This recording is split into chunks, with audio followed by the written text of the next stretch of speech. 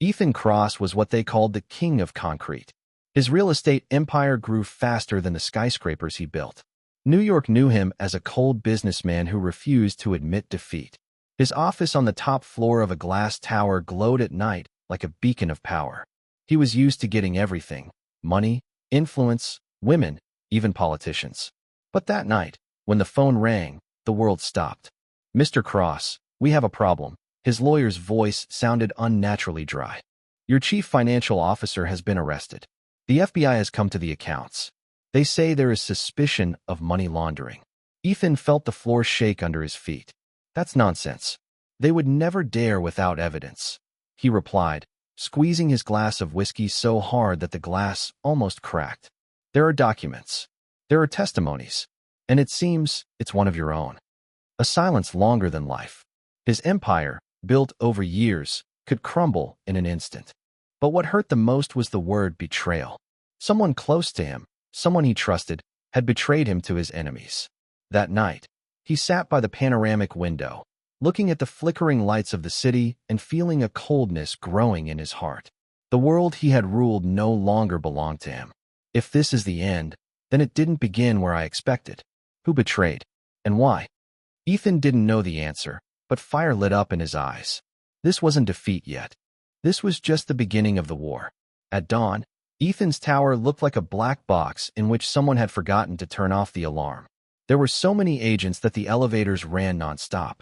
They smiled politely and put his life in the boxes: a framed photo of his son as a child, a souvenir crane, hand-signed plans of his first homes. The cameras under the office howled like hungry dogs. "Mr. Cross, will you give me access to the mail?" The agent spoke almost sympathetically. "I have nothing to hide," Ethan answered, and he heard the lie in his own voice. He had nothing but too much: letters to the mayor's office, campaign donations, compromises without which skyscrapers cannot be built. By lunchtime, the board of directors had disabled his badge.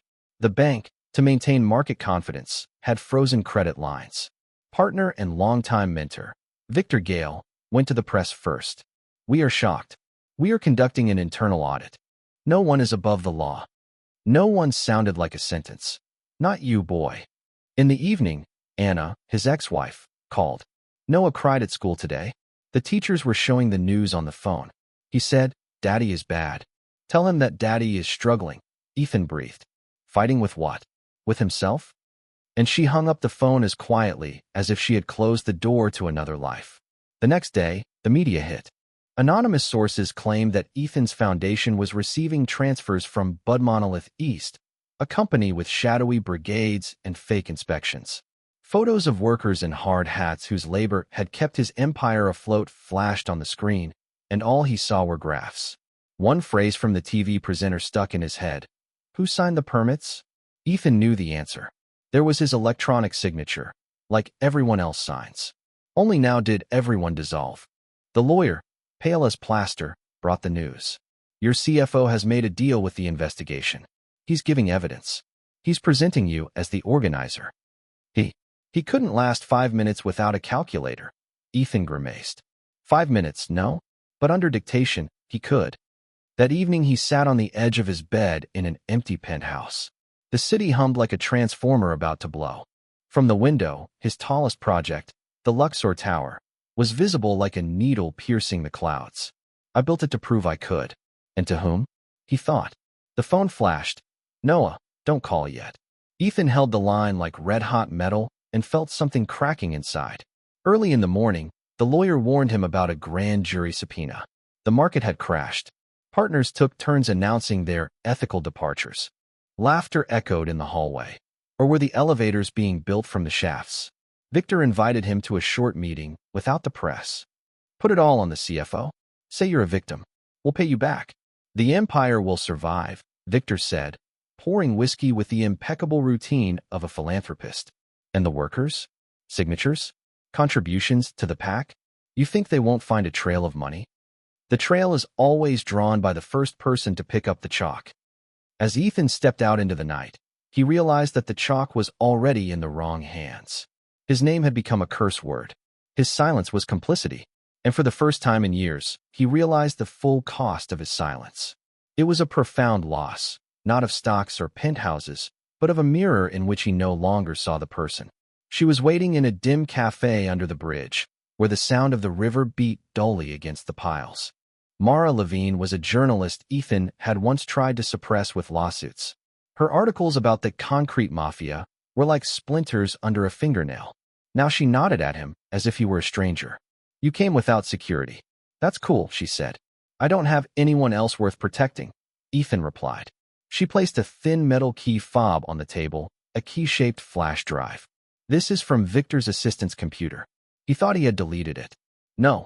It contains deals with shell companies, correspondence with officials, records of donations through PACs, and most importantly, a memorandum marked on condition of silence. Do you want to see how much silence costs?" The laptop screen glowed like a window in the dark. Ethan flipped to the first date he knew. The subject line was, Inspection 14/B, conditional permit. Attached was a PDF signed by his. And another one, with a note typed with someone else's fingers, agreed upon prior agreement. "I didn't write this," he whispered. "You didn't write it. But your signature," Mara said dryly. "I'm not a lawyer or a judge. I'm a witness. And I'm tired of shouting into the void. If you want to survive as a person, not as an article on Wikipedia, go against him. Publicly." "You don't believe me." He felt an old shame stirring.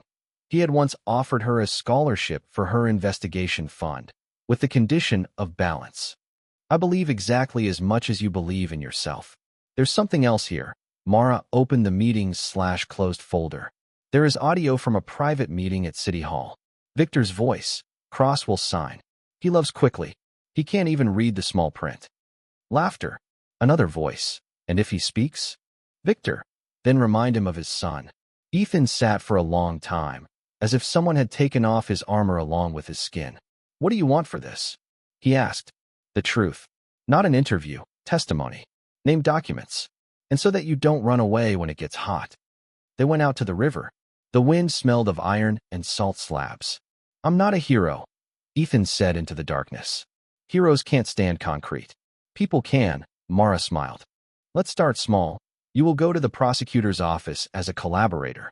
And by the press conference we will prepare an evidence map. But there must come a moment when everything will turn upside down, not for the court, but for you." That night, he reread his own letters. Behind the tons of technical terms, he saw a simple thing.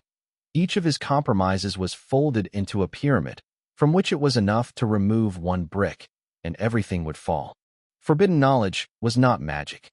It was a mirror, and in it he stood, not a monster, not a saint, just a man who traded doubts for speed. On the last page of the memorandum, there was a postscript in Victor's hand. "Remember, silence is the most valuable currency." Ethan answered in his mind for the first time. "Then I will go bankrupt." In the morning, he called Noah. "Son, I will do what is right. It may take everything from us, but it will give us back one thing, ourselves." For a moment, only silence breathed through the receiver. "I will come when you tell the truth. Even if everyone laughs," the boy said. Ethan closed his eyes. A thin, almost invisible thread of hope appeared in the emptiness. The scene was chosen as if it had been planned by a director. A charity gala at a museum, a marble staircase, champagne flutes, laughter that slid across the surface like butter. Victor raised toasts, to growing cities, to honest business, and every word cut into Ethan's ribs. Under his shirt was a microphone. On his wrist was a watch that acted as a camera. In his pocket was a short speech that he might never read. "You look exhausted," Victor touched his shoulder. "Go to sleep. I'll make sure the court sees nothing but a careless genius in you." "What if I don't want to be your genius?" Ethan smiled. "Do I want to be a father who isn't ashamed to look his son in the eye?" "You will become a father if you survive. Let's sign what I brought." He put a folder on the table with the title Agreement on the Withdrawal of Claims. In the last paragraph, the phrase, "Party A admits that it acted independently." Ethan remembered Marina's words. There must be a moment when everything turns upside down for you. He felt the carpet disappear from under his feet and canceled the fall with his own decision. "You know, Victor, I learned to read the fine print," he whispered. "Today, either everything or nothing." He went up to the stage while the host announced the lot. A private tour of the Luxor with Ethan Cross himself. The hall whispered, "Will the traitor appear?" Ethan stood up to the microphone. "Ladies and gentlemen, I built cities, but I neglected my own home, my conscience. I came not to beg, but to confess. Our company paid for silence, signed permits without proper verification, and I turned a blind eye. I am cooperating with the investigation, and today I am publicly presenting evidence of a conspiracy in which," he faltered, and the hall froze, "in which Victor Gale participated, in particular." The buzz turned into a storm. Several guests stood abruptly. The phones rose like a trembling forest. Victor walked to the stage with a cracking smile. "A little rebellion is nice. But we are friends," he hissed near his ear. "Friends don't put a price on your child," Ethan replied, meeting his gaze. The museum security asked everyone to remain calm, but it was too late. The agents, warned by Mara, entered through a side entrance. Ethan handed the flash drive to the chief prosecutor, right next to the cameras. Victor was still holding on like a facade without reinforcement. "These are just copies. The originals are in the safe." He played his last card. "Are you sure you know where my safe is?" Ethan allowed himself an almost imperceptible smile. "Today I no longer build on lies." The moment Victor was let out, he said, "You're going to burn, boy. The market will burn you. The press will drink you." "Maybe," Ethan said so quietly that only he heard, "but I chose what I'm going to burn with." A few hours later, in the empty tower, he signed a resignation letter, an order to audit all facilities, an order to stop construction where inspections could be faked. Each signature was a brick he pulled out of the pyramid, knowing it would fall on him. But for the first time, the fall didn't feel like the end, but like a release from the weight he had imposed on himself. The trial lasted months. The stock market learned to pronounce his last name in the past tense. A plea deal saved him from prison, but not from shame.